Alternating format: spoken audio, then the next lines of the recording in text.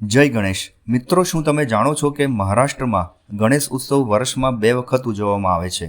એક તો ભાદરવા મહિનામાં અને બીજું માઘ મહિનાની સુદ ચોથ એટલે કે મહાસુદ ચોથના દિવસે.